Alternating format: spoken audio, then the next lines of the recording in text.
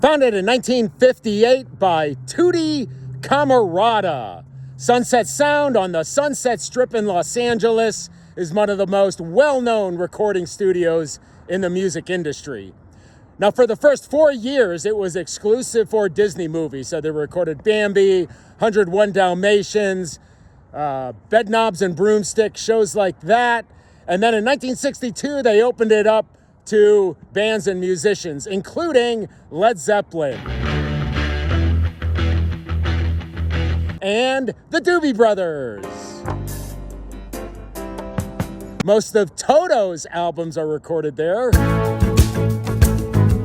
Certainly Van Halen and Prince.